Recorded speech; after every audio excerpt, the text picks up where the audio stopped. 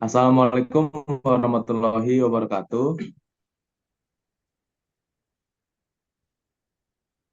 Baik, perkenalkan kami dari kelompok 6 dari kelas Ankim 1B. Hari ini akan membawakan eh, presentasi mengenai materi spektrofotometri massa. Mungkin boleh di next.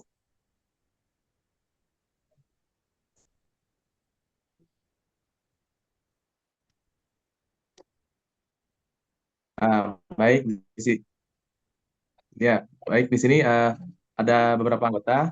Yang pertama saya sendiri, Aziza Rafa Fauzi.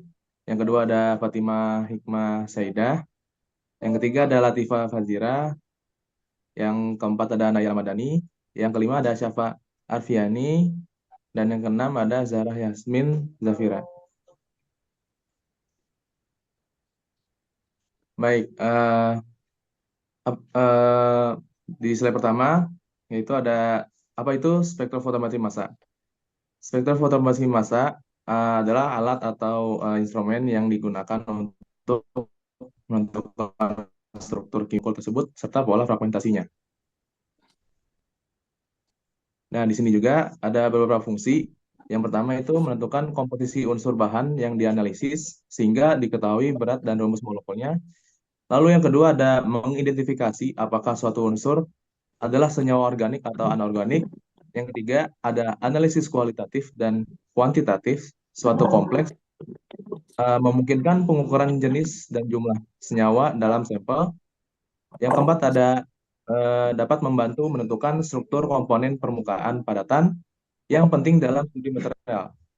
Lalu yang terakhir, yang kelima, yang keempat, ada mengukur perbandingan isotop atom dalam sampel yang berguna dalam berbagai aplikasi ilmiah.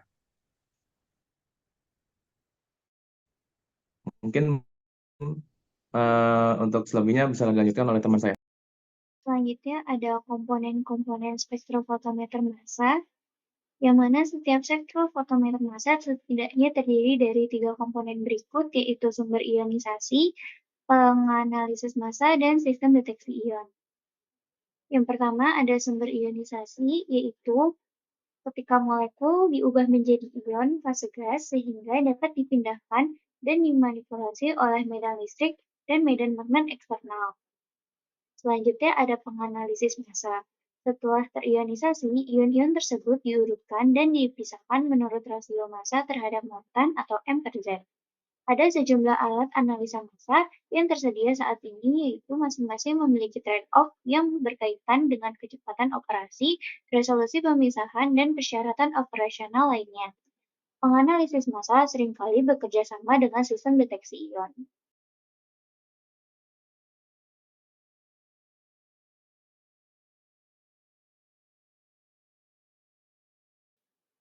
Selanjutnya ada sistem deteksi ion. Ion-ion yang terpisah kemudian diukur dan dikirim ke sistem data di mana rasio M per Z disimpan bersama dengan kelimpahan relatifnya. Spektrum massa hanyalah rasio M per Z dari ion-ion yang ada dalam sampel yang diplot terhadap intensitasnya. Setiap puncak dalam spektrum massa menunjukkan komponen M per Z unik dalam sampel, dan ketinggian puncak menunjukkan kelimpahan relatif berbagai komponen dalam sampel. Berikut merupakan contoh spektrum massa.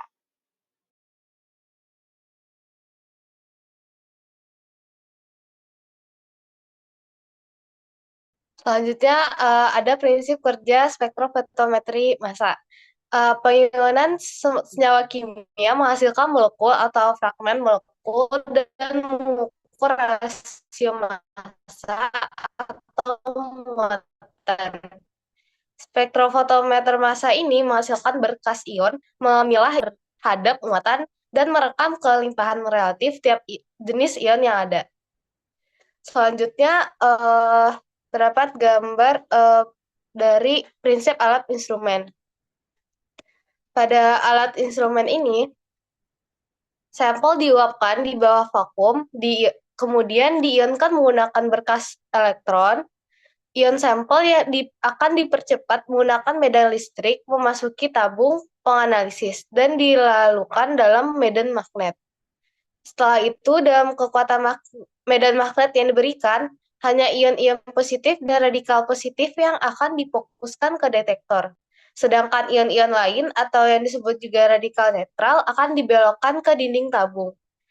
Ion dengan M per Z lebih besar akan mencapai detektor lebih dahulu diikuti dengan M per Z yang lebih kecil. Arus listrik yang diterima detektor akan diperkuat dan spektrum massa dari sampel akan direkam.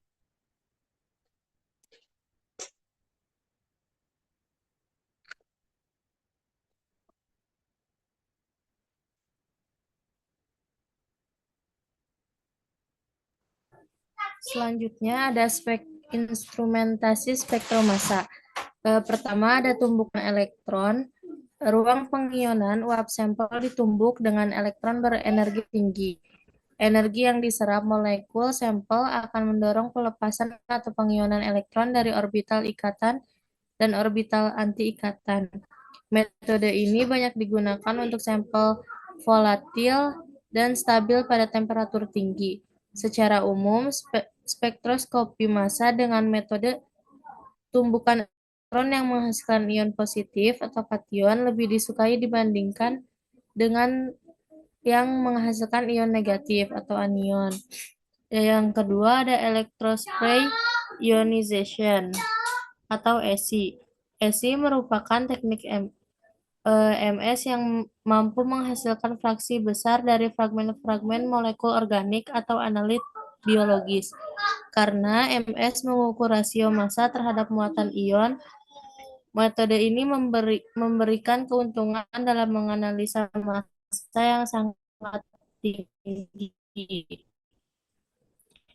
tanpa perlu instrumen atau FAB. FAB merupakan suatu teknik ionisasi yang populer untuk molekul non-volatil dan atau labil terhadap temperatur tinggi, baik digunakan untuk molekul polar dan molekul dengan berat molekul tinggi.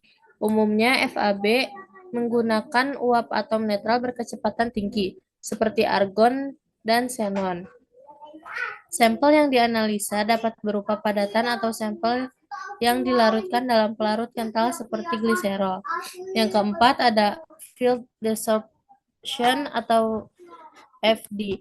Untuk material yang kurang volatil, ionisasi biasanya dilakukan dekat permukaan elektroda melalui gradien medan listrik yang sangat tinggi, beberapa volt angstrom per angstrom. Awan elektron dalam molekul didistorsi dan bagian molekul yang mengandung kelebihan elektron berperan sebagai anoda. Ion yang terbentuk akan ditolak oleh anoda.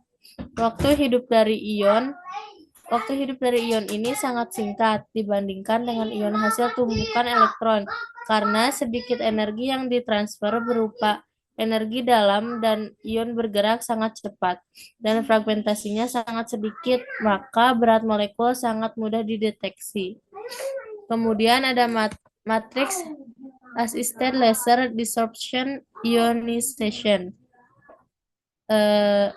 atau MALDI.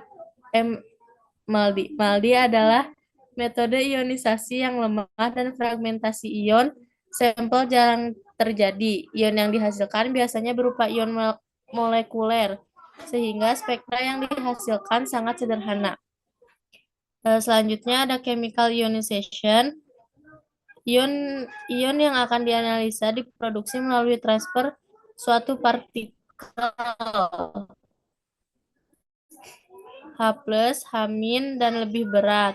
Hasil pengionan suatu reaktan berupa gas yang lebih berat ke dalam sampel. Umumnya reaktan yang digunakan adalah gas metana pada tekanan 0,2 sampai 2,0 torr atau 27 sampai 270 Pascal. Mula-mula metana atau CH4 diionkan melalui proses tumbukan elektron menghasilkan ion CH4+. Selanjutnya, ion tersebut bereaksi dengan molekul netral metana yang lain menghasilkan asam bronzid yang kuat untuk bereaksi dengan molekul sampel melalui transfer proton.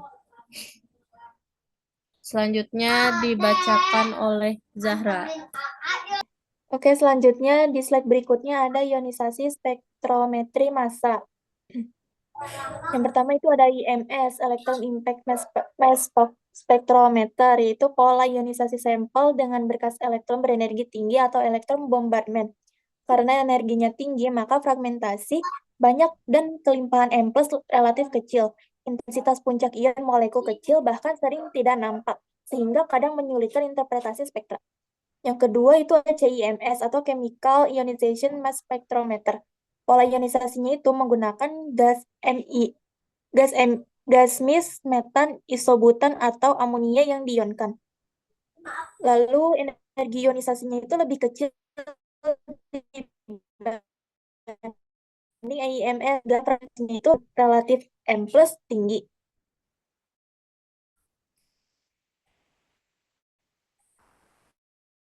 Dalam spektra CI dan spektra per Z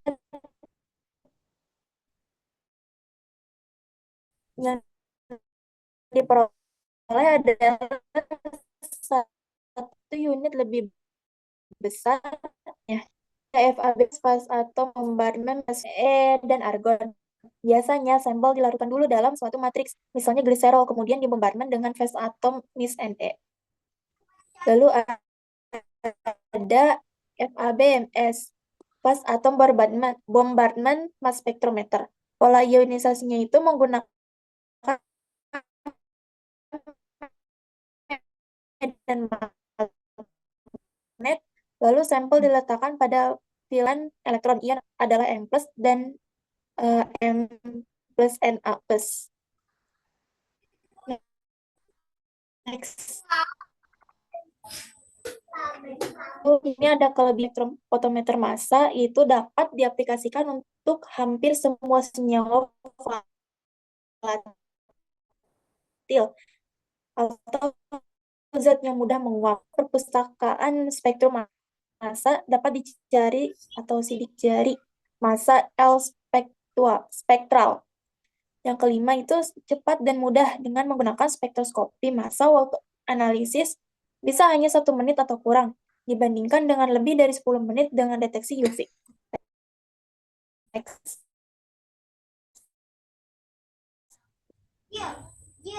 Sampel harus secara termal, mudah menguap, dan stabil. Yang kedua, molekul ion mungkin dapat menganalisis senyawa dengan berat molekul rendah, yaitu antara kurang dari 1000 AMU. Yang keempat, informasi strukturalnya terbatas. Terima kasih. Sekian dari kelompok 6.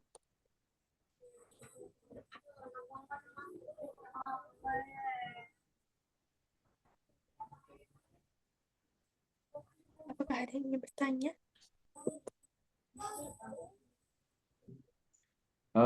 Baik, sekian dari presentasi kelompok kami. Kurang lebihnya mohon maaf. Assalamualaikum warahmatullahi wabarakatuh.